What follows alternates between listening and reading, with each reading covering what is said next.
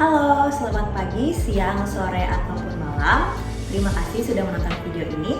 Perkenalkan, saya Dr. Gigi Audrey Anggunyunik, mahasiswi program Pasca Sarjana Magister Administrasi Rumah Sakit Universitas Respati Indonesia. Pada video ini, saya akan menjelaskan mengenai pelayanan di Rumah Sakit Gigi dan Mulut. Sebelumnya, perlu diketahui bahwa Rumah Sakit Gigi dan Mulut atau RSGM berbeda dengan rumah sakit pada umumnya. Kira-kira apa perbedaannya ya? Secara general, baik Rumah Sakit Gigi dan Mulut maupun rumah sakit umum sama-sama memberikan pelayanan bagi pasien. Namun, jika dilihat lebih dalam, masyarakat umumnya lebih mengenal atau lebih familiar terhadap dokter seperti dokter spesialis mata, dokter penyakit dalam, dokter anak, dokter THT, dan lain sebagainya. Sedangkan di sisi lain, ada juga spesialis lain di bidang kedokteran gigi. Jadi, apa ya perbedaan dari rumah sakit gigi dan mulut dengan rumah sakit umum?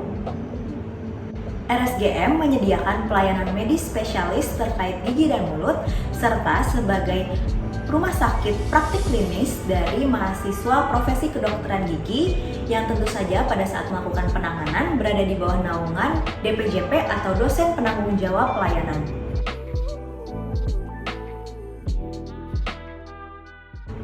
Sebagai informasi, terdapat 8 spesialistik di bidang kedokteran gigi.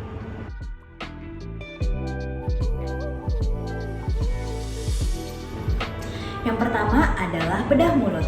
Spesialistik bedah mulut terkait dengan prosedur pencabutan ataupun operasi terkait dengan gigi dan mulut.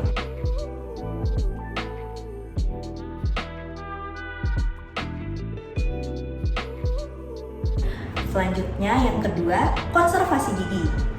Pada spesialistik konservasi gigi, fokus utamanya adalah mempertahankan gigi berada di dalam rongga mulut untuk selama mungkin.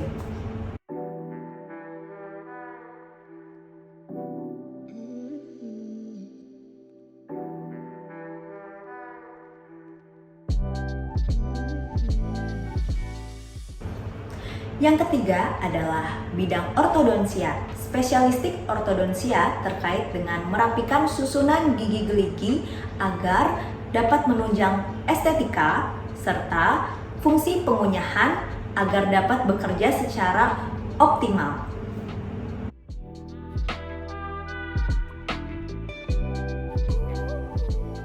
Lalu yang keempat adalah prostodonsia terkait dengan pembuatan gigi palsu ataupun gigi tiruan.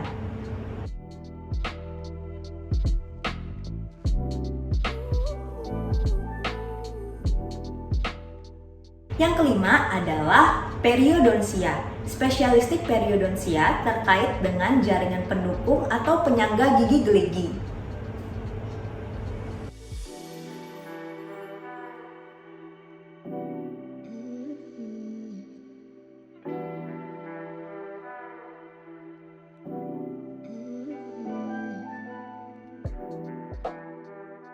Yang keenam, penyakit mulut. Spesialistik ini terkait dengan keluhan di dalam rongga mulut seperti sariawan yang mudah disembuhkan hingga ke penyakit yang lebih berat seperti kanker ataupun tumor dalam rongga mulut.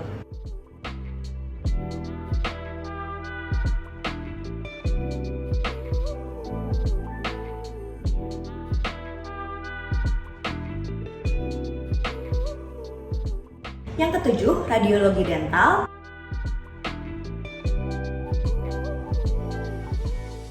Dan yang terakhir, yang kedelapan, yaitu pedodonsia ataupun kedokteran gigi anak. Tentu saja seperti namanya, pada spesialistik ini terkait dengan campuran dari keseluruhan spesialistik yang telah disebutkan sebelumnya, namun fokus utamanya yaitu pelayanan kepada pasien anak, sehingga diperlukan manajemen perilaku anak.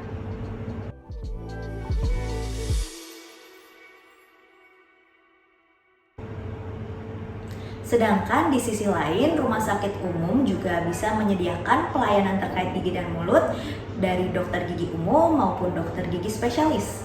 Namun, belum tentu di semua rumah sakit menyediakan spesialisasi kedokteran gigi selengkap yang telah disebutkan sebelumnya.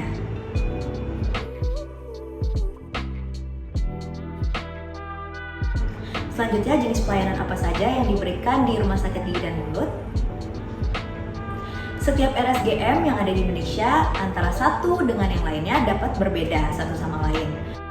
Berdasarkan ARS GMPI atau Asosiasi Rumah Sakit Gigi dan Mulut Pendidikan Indonesia, terdapat 36 rumah sakit gigi dan mulut yang menjadi anggota dari ARS GMPI, meliputi rumah sakit pemerintah, swasta, baik pendidikan maupun non-pendidikan yang tersebar di seluruh Indonesia.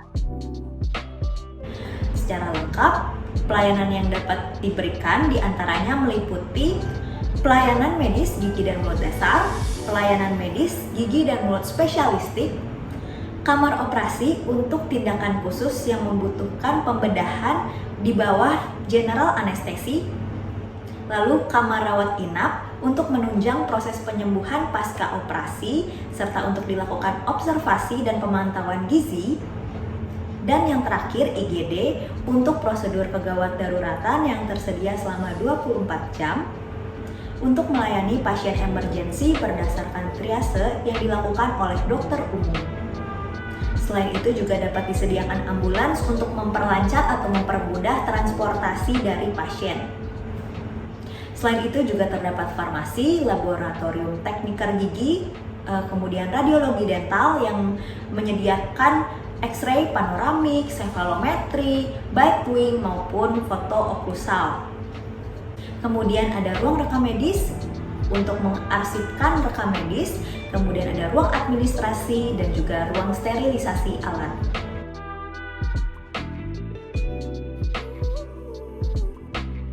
Sebagai penutup, tiada hari tanpa diawali pagi bersama keluarga menyantap brokoli. Jangan lupa periksa ke dokter gigi setiap minimal 6 bulan sekali. Sekian dan terima kasih.